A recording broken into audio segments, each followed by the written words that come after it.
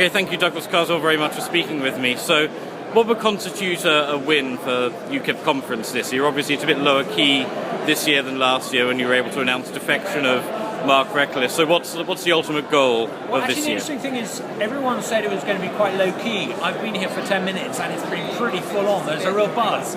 I think there's a feeling of real excitement. We're going to have this referendum. We've been campaigning for it for 20 years and it's happening and we can win. But we can only win if we work together, and I think that is beginning to happen and it's incredibly exciting. It's wonderful to be here. So looking beyond the referendum, obviously in 5 years at the next post-election conference, the referendum will have happened.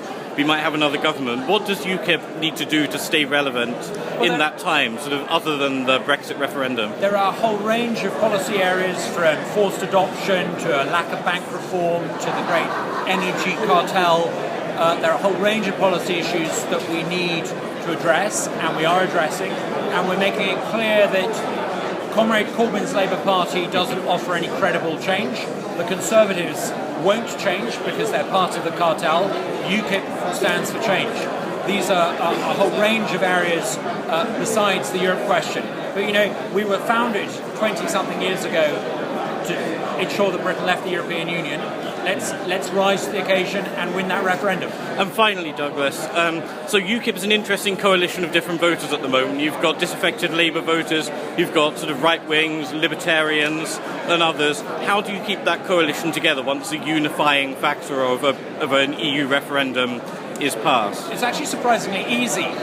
If you look at some data that appeared in the New Statesman recently, it showed very clearly that the Labour voters that Jeremy Corbyn needs to connect with actually have a view on the free market that is far more closely aligned to the unapologetically free market views of UKIP. We are in a much better position to appeal to ordinary working class people in this country who will never vote Conservative, but who realise that Jeremy Corbyn's welfareism, open borders policies and deficit denial are not credible. UKIP can come up as a credible voice for change, as a party that will break open the political cartel and tackle the corporatist economic injustices that are so prevalent in the country today.